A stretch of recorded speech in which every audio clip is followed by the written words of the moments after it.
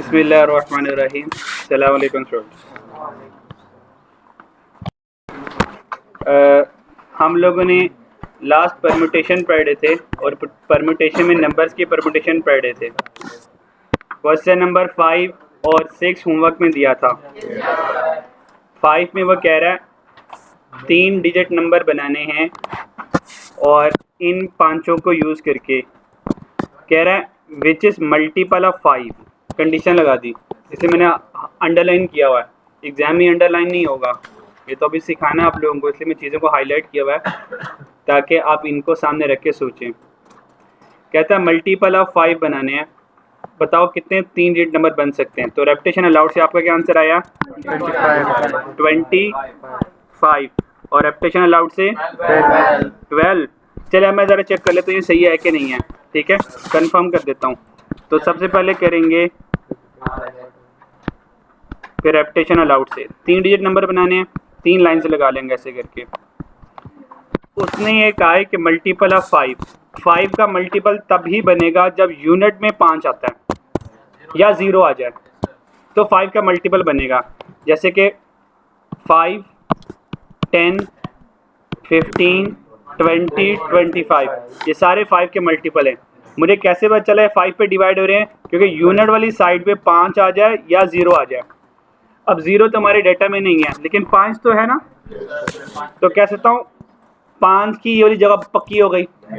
तो यहाँ पे तो 5 के अलावा तो कोई आ ही नहीं सकता। अब 5 टोटल कितने हैं? एक ही है, तो यहाँ पे तो आएगा 1। और वो हकीकत में 5 खुद होगा। पीछे कितने रह जाएंगे? 4। उनमें से जब एक आएगा पीछे कितने रह जाएंगे? 3। आंसर आएगा 12। बहुत अच्छा सोचा आप लोगों ने, ज़बरदस्त जी।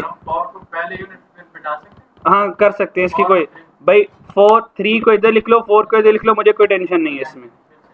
ठीक है, इन्होंने आपस में मल्टीप्लाई होना है।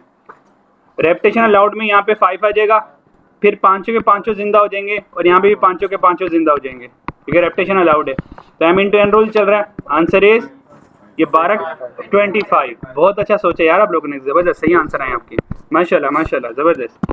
इसका मतलब आप चीज़ों को समझने लग गए हो। रेपिटेशन अलाउड में रिपीट ना करे तो तू सोच, तू पूछ क्या रहा है मेरे से। मतलब रेपिटेशन अलाउड में रिपीट ना करे तो भाई रेपिटेशन में नॉट अलाउड है।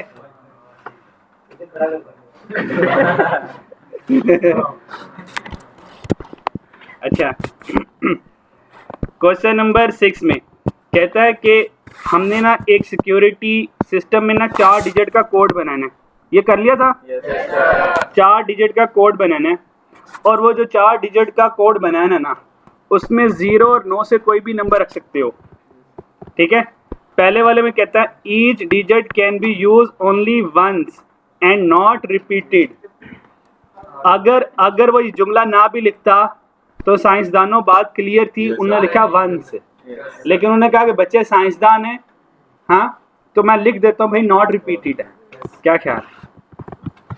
अच्छा, तो बताएं क्या 5040 आंसर आया? मैं कर रहा हूँ या रहने दो? चलें, कितने डिजिट नंबर बनाने थे? कोड कितने का बनाना है? 4। तो 1, 2, 3, 4। भाई 0 से लेकर 9 तक कितने नंबर है? 10।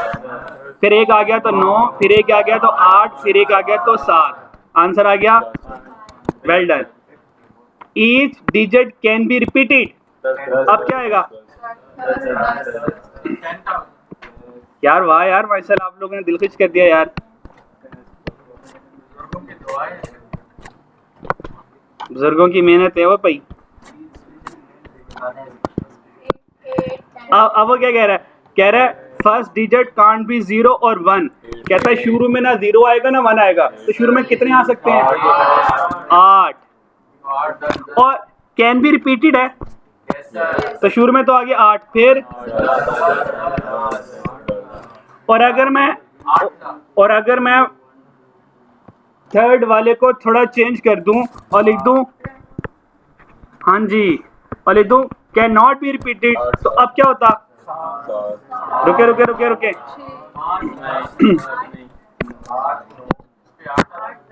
बहुत अच्छे बहुत अच्छे। भाई पहले आता 8, फिर आता 9। बैठ जा तूने सही बताया। 8 के बाद आता 9, फिर 8 आता, फिर 9 के बाद 8 आता है।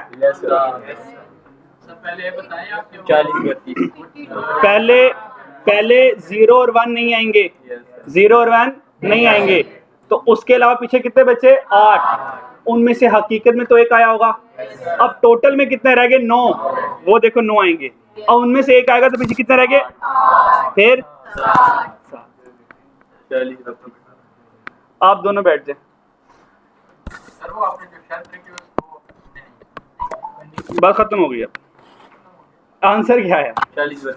हाँ 40 32। 40 32। चलो यार जबरदस्त, तो ये तो हो गया। नेक्स्ट हमारे पास आ जाती है परम्यूटेशन। अच्छा, हमने वर्ड्स की परम्यूटेशन कर ली, हमने नंबर्स की भी परम्यूटेशन कर ली, ठीक है। अच्छा, अब हम सेंटेंसेस पढ़कर परम्यूटेशन करेंगे। सेंटेंसेस आ गया हमारे पास।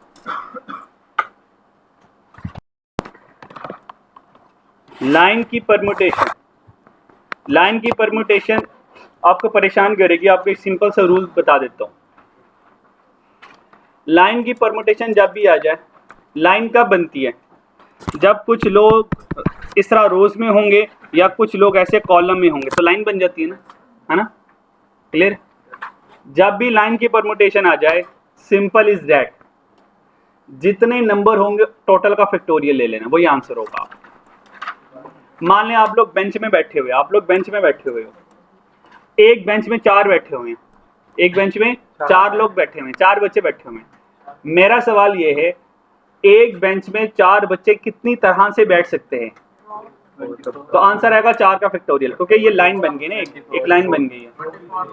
सही है, मेरी बात समझ आई? अच्छा, एक और सवाल, बिजली का बिल जमा करवाने के, ठीक है, बिजली का बिल जमा करवाने के, अब तो खैर ऐसा नहीं होता, शुरू में लाइनें बना करती थी जब ये डिजिटल ऐप्स नहीं होती थी।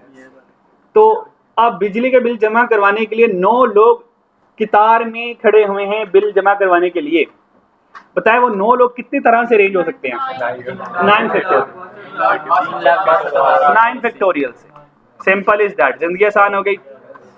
अगर जिंदगी आसान हो गई है तो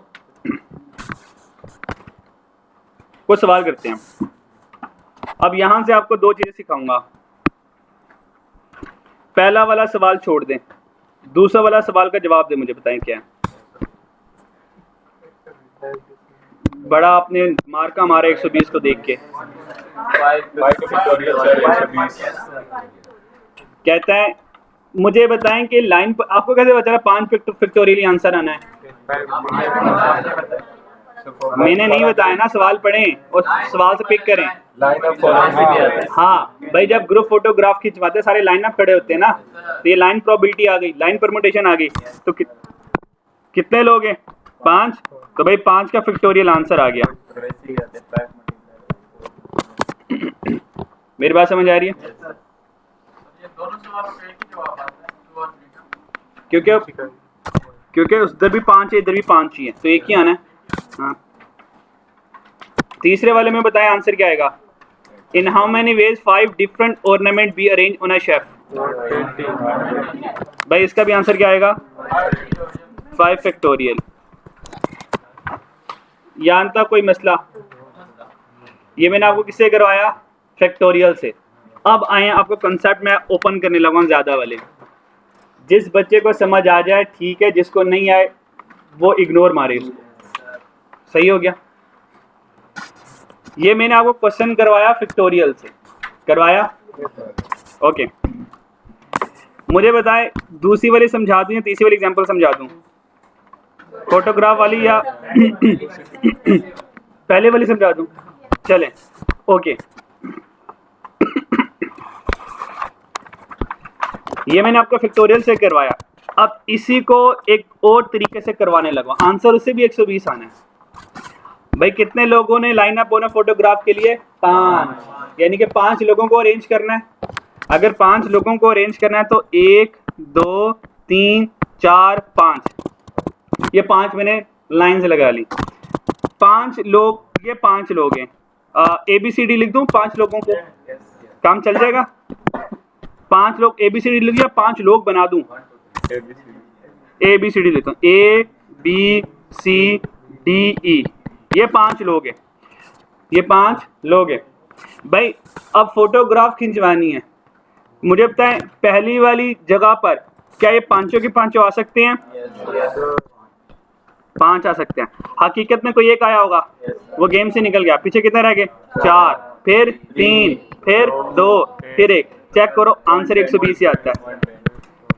पहला वाला सवाल मैंने आपको फैक्टोरियल से करवाया, दूसरा m इंटू n रूल से करवाया, दूसरा मैंने किससे करवाया? m इंटू n रूल से। तीसरा मैजिक, अब एक ही सवाल को 3 तरह से करवा रहा हूं।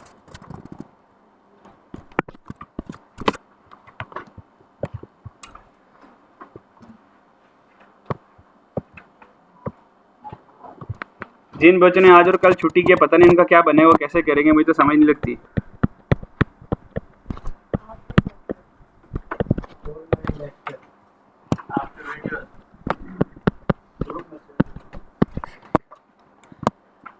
तीसरा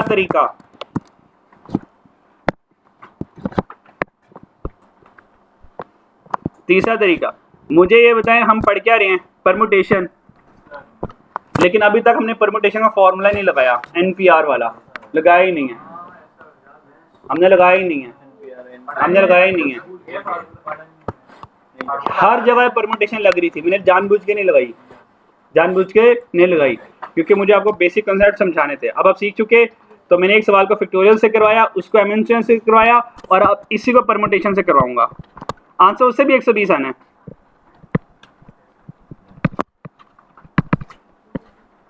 परमुटेशन का फॉर्मूला होता है NPR, है ना?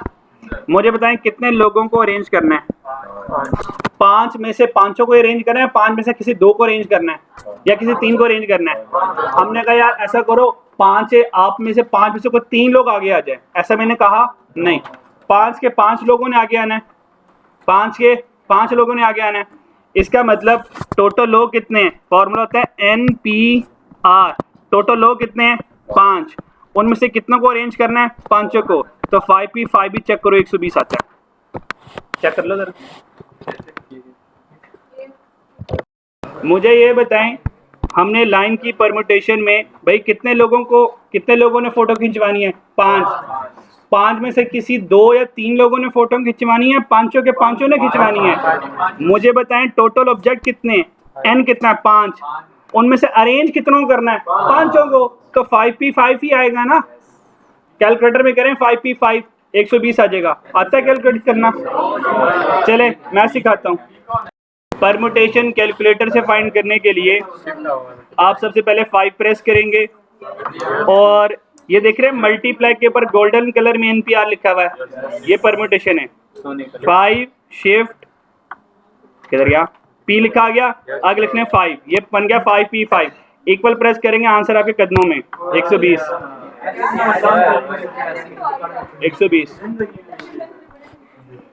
भाई बैठ जाए, कल से छुट्टी ना हो, किसी की भी छुट्टी ना हो। परमुटेशन प्रोबेबिलिटी जब तक हो रही है सर, आप या बीमार हो तो छुट्टी कर ले, तो मर जाएं तो छुट्टी कर ले, मर जाएं तो दरखास्त देना sir I am died now, वसीयत लिख दे यार, वो सर तक पहुंचा देना यार। अगर आप जिंदा हैं तो आ जाएंगे।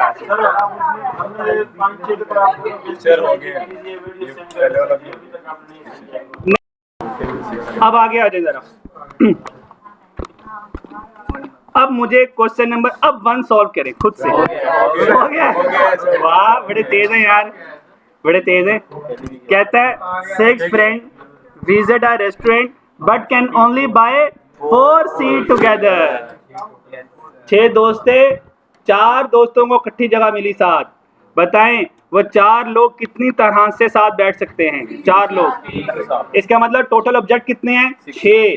अरेंज कितना नहीं होना? सिर्फ 4, तो 6P4।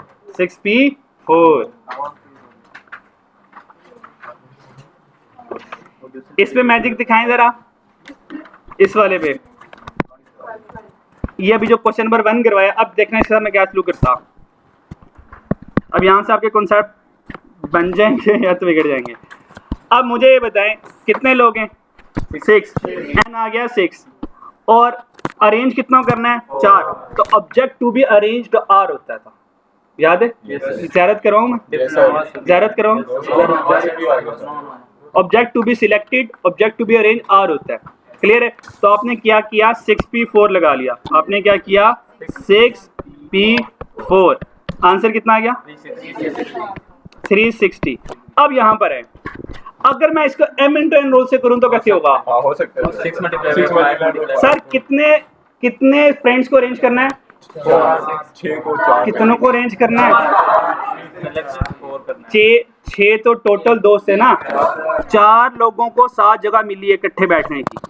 अब वो जो 4 जगह मिली है, अब उन चारों में फड्डे हो रहे हैं कि इस वाली जगह पर कौन बैठेगा। ठीक है, तो अब 4 फ्रेंड्स को अरेंज करना है। इसका मतलब अरेंज कितना करना है? 4। तो 1 2 3 4 इधर आ गया। और टोटल फ्रेंड कितने? 6। यानी कि पहली वाली जगह पर कितने आएंगे? फिर 5, फिर 4, फिर 3 2। आंसर 360 आना चाहिए। आंसर 360 है। हाँ, अब ये सवाल फैक्टोरियल से नहीं हो सकता। हाँ, ये नहीं होगा। फैक्टोरियल फेल हो गया अब यहाँ पे। सही है, अब फैक्टोरियल फेल हो गया। ये जो सवाल है 6 में से 4 फ्रेंड्स को अरेंज करना, अब ये फैक्टोरियल से नहीं होगा।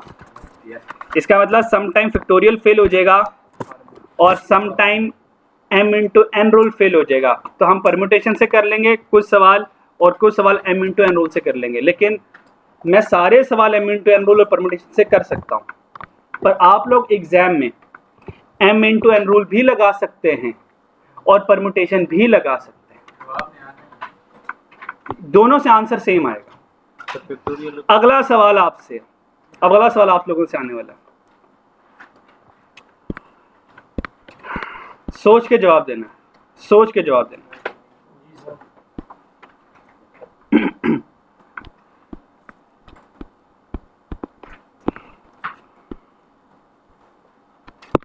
बल्कि यहीं पे लिखता हूँ क्योंकि यहीं पे सारा काम हो रहा है।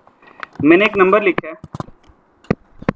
2 3 5 7 और 8। एक और लिख लेते हैं, 6 भी लिख लेते हैं। 6 नंबर आ गए। सही है। मुझे फॉर्म 4 डिजिट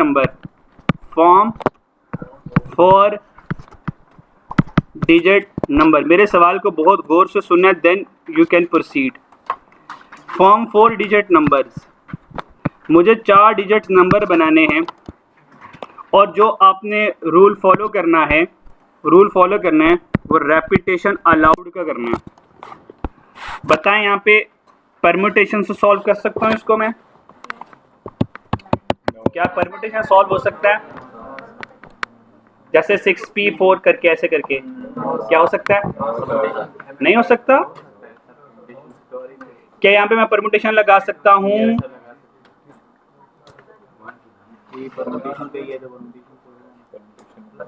क्या मैं परम्यूटेशन लगा सकता हूँ या नहीं लगा सकता? हाँ या ना में जवाब दें। लगा सकता हूँ। हम परम्यूटेशन यहाँ पे लगा सकते हैं, और इसके बाद मैं आपको 2 रख के लगा सकता हूँ। और रेपिटेशन अलाउड है।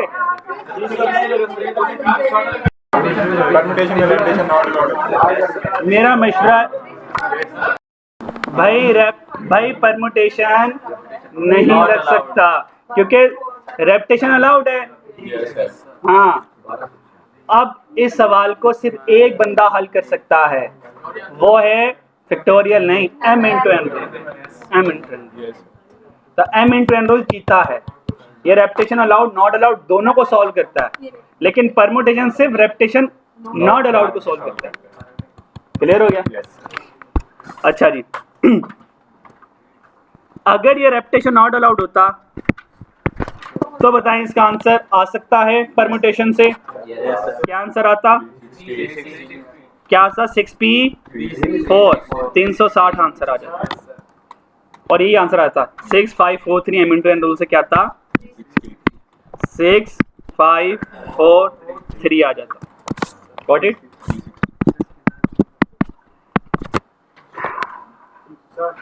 अब मैं बहुत ज़्यादा समझा रहा हूँ, मुझे लग रहा है अब मुझे बस कर देनी चाहिए, बस कर देनी चाहिए, वरना ये आगे और भी कॉन्सेप्ट चलता भी, मतलब आसान हो जाता है। एक और जो है ना 1296 रहता है ना, रेपिटेशन अलाउड में 1206 रेपिटेशन अलाउड में सारे 6 आ जाएंगे, 6 6 6 6 कितना आता है 1296। क्लियर हो गया? इसका भी एक शॉर्टकट है, पर आप इसकी चीज़ें याद रख नहीं पाओगे, मुझे डर लग रहा है, वरना इसका भी एक शॉर्टकट होता है।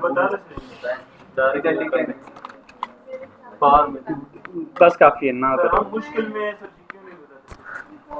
इसके बाद आप मुश्किलें पड़ जाओगे, क्योंकि आपको अब दो चीज़ें याद रखनी पड़ जाएंगी, एक ओरिजिनल कॉन्सेप्ट, एक शॉर्टकट। बस ओरिजिनल कॉन्सेप्ट याद रखो बस। हाँ। चलें सर, परमुटेशन का आखिरी सवाल, फिर परमुटेशन ख़त्म हमारी ज़िंदगियों से। जी 2106 आता है, 2160 नहीं इसका नहीं। हाँ सर, इसका तो इसका नहीं सही बात है। फिर किसका? सर मुझे क्वेश्चन आपके मारने लगे। परमुटेशन पर आ जाएं। कहता है अगर when some items are identical, हमने कहा ये कोई नई बात नहीं है हमारे लिए, ये कोई नई बात नहीं है, ये तो रिपीटेड लेटर वाली बात ही है, ये तो रिपीटेड लेटर वाली बात ही है ना। अब मुझे बताएं पाकिस्तान कितनी तरह से अरेंज कर सकते हैं, आंसर बताएं क्या आता है? 2160 ना, यस सर 2160 डन। यस। और हाउ टू सॉल्व दिस, कैसे सॉल्व किया आप लोगों ने? 8 फैक्टोरियल डिवाइडेड बाय, और ए 2 मतवार है, तो ये आंसर आ गया आपका। चलो अब सेकंड वाला खुद फड़काओ।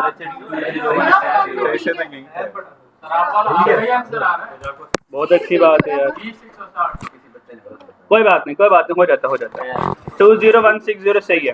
ओके नो प्रॉब्लम, हो जाता है बच्चों से। क्वेश्चन नंबर 2 खुद से सॉल्व करें, जरा देखते हैं दिमाग इस्तेमाल करते कि नहीं करते। क्वेश्चन नंबर 2 सॉल्व करें। कहता है परमुटेशन लगाएं, 7 आइडेंटिकल रेड बुक्स हैं, 5 आइडेंटिकल ग्रीन बुक्स हैं, बताएं कितनी तरह से सारी किताबों को अरेंज करूं।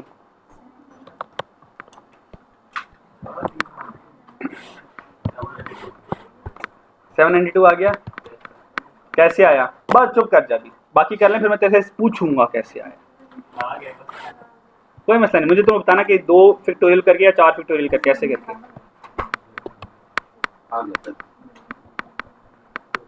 टेक योर टाइम, बाकियों में करने दें शाबाश।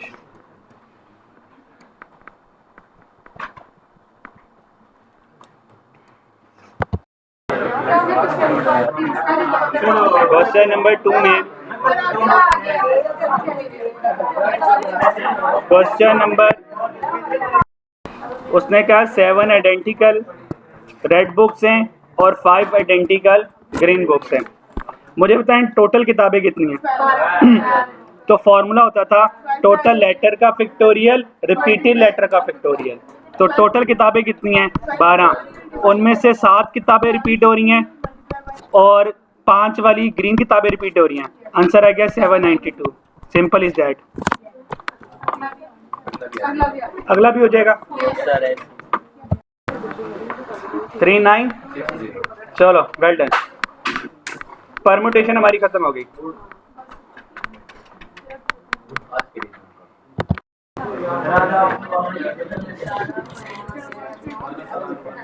भाई ये नोट कर लिया आप लोगों ने? आ जाए फिर कॉम्बिनेशन स्टार्ट करते हैं। और एग्जाम में 90% कॉम्बिनेशन आता है। परमुटेशन, ये जो मैंने बेसिक वाला परमुटेशन करवाया है, ये बेसिक वाला परमुटेशन आता है, लेकिन ज़्यादातर जो प्रोबेबिलिटी में आगे चलेगा हमारे साथ वो कॉम्बिनेशन चलेगा। पूरी आगे अभी प्रोबेबिलिटी तो स्टार्ट ही नहीं हुई। प्रोबेबिलिटी में परमुटेशन ज़्यादा इस्तेमाल होता है या कॉम्बिनेशन ज़्यादा इस्तेमाल होता है? ठीक है, एग्जाम में परमुटेशन आता है। ठीक है, आपको हर वो चीज़ नहीं करवाऊंगा जो एग्जाम में नहीं आनी। सही है,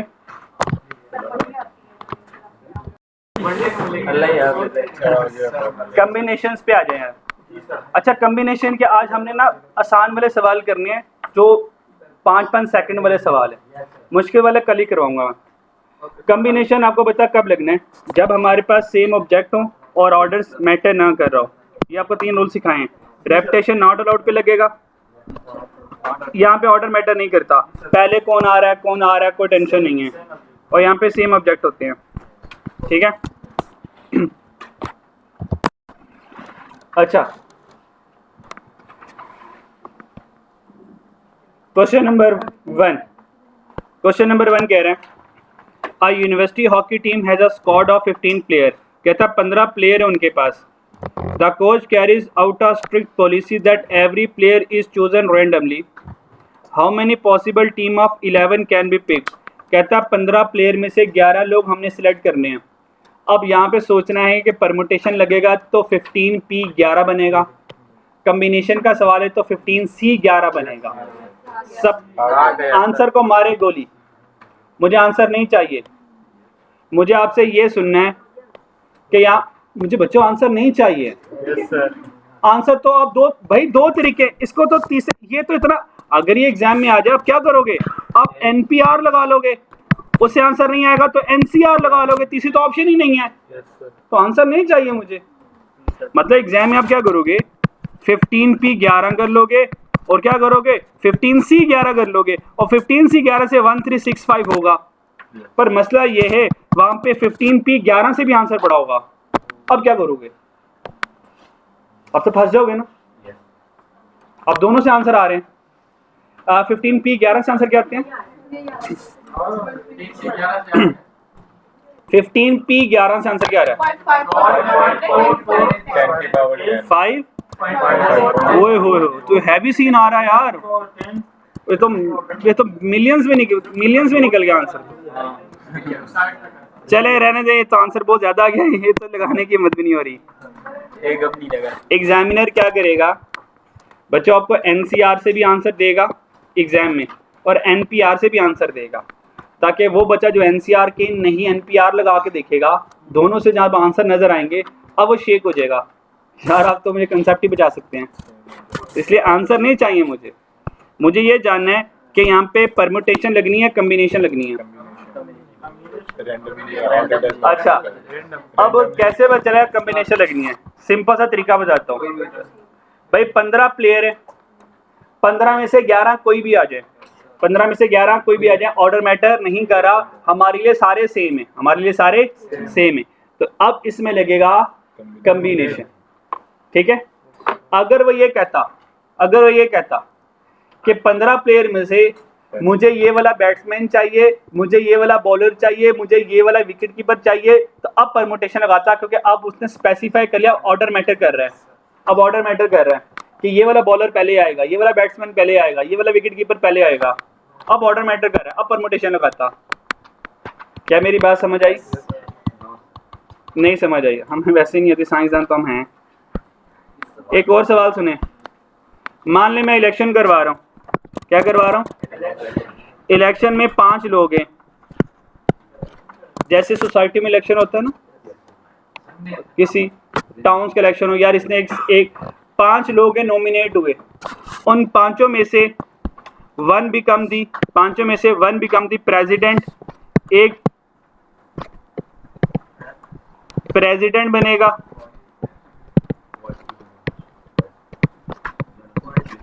एक वाइस प्रेसिडेंट बन जाएगा और एक